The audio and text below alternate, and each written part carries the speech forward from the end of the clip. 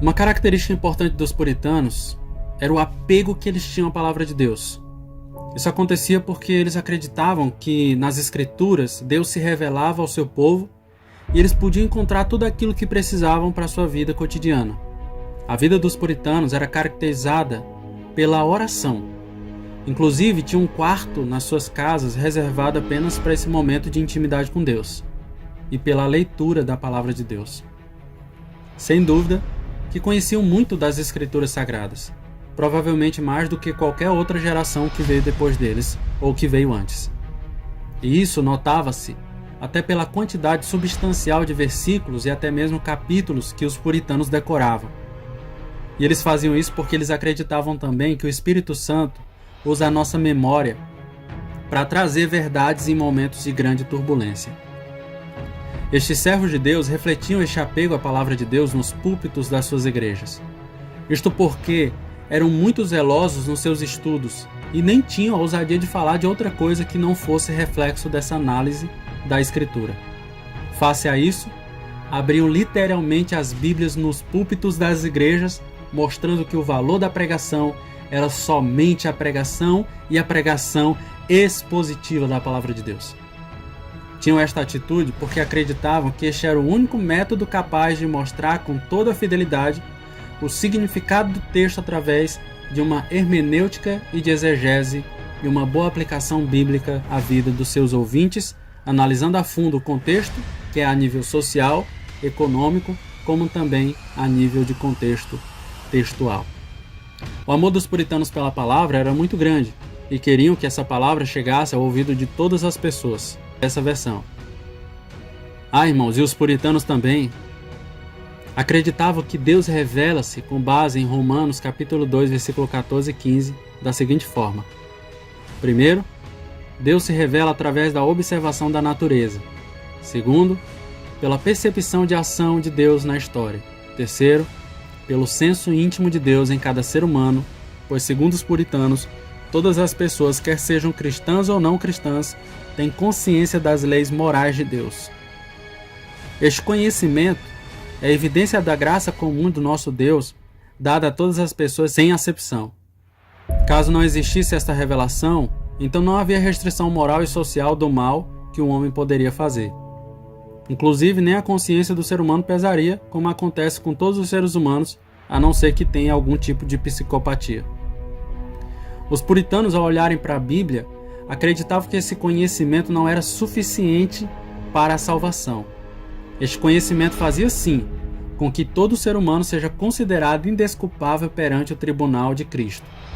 Por isso, estes servos de Deus acreditavam que a revelação natural serve apenas para a condenação do homem, mas não para salvá-lo. Devido a isso, precisamos da revelação especial da parte de Deus, encontrada na sua palavra.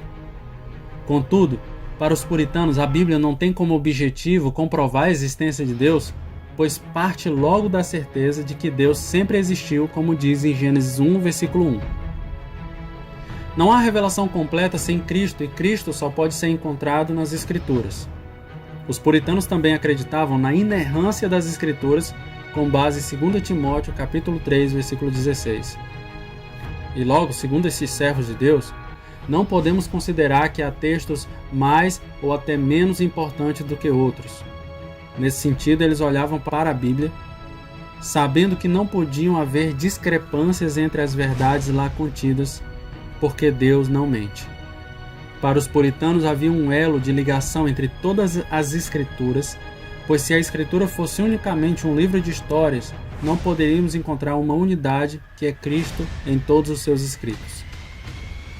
Os puritanos tinham proximidade à palavra de Deus porque acreditavam que a própria palavra de Deus era a autoridade para o povo de Deus. E esta era precisamente a ideia de John Owen, o qual dizia que a Escritura tem a mesma autoridade que tem a autoridade do seu autor. Segundo Jonathan Edwards, um dos puritanos mais reconhecidos, refere que uma das características que autentifica a obra do Espírito Santo na vida de uma pessoa é o respeito e o amor que ela tem pela palavra de Deus. Henry Smith, outro puritano, afirmou que devemos sempre ter a palavra de Deus diante de nós como regra e em nada crer senão naquilo que ela ensina, nada amar senão o que ela prescreve, nada odiar senão o que ela proíbe e nada fazer senão o que ela ordena. Isto tornou-se muito relevante para aquele contexto, até porque havia muitas pessoas que questionavam a suficiência da palavra, para que se pudesse dar valor à tradição da Igreja Católica Apostólica Romana.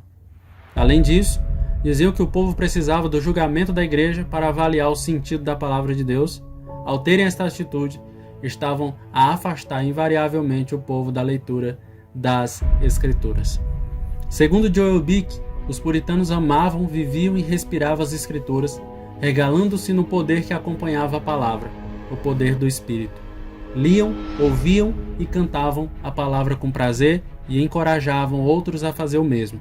O próprio Thomas Manton disse que a Bíblia é um esboço onde Deus está exposto e que não iremos estudar outro livro quando chegarmos no céu.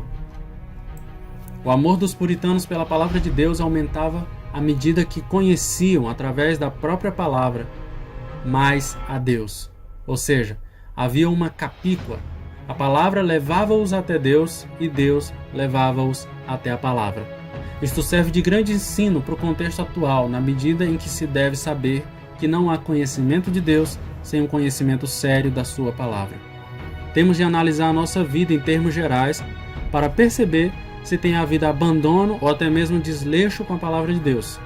Além disso, vivemos numa época em que mesmo no meio dito religioso, há uma ênfase desmedida na contemplação e nas experiências sensoriais, esquecendo-se que só podemos encontrar a revelação salvífica de Deus na sua palavra. Há uma pergunta que se impõe olhando para a vida dos puritanos. Estaremos nós a pregar a palavra de Deus?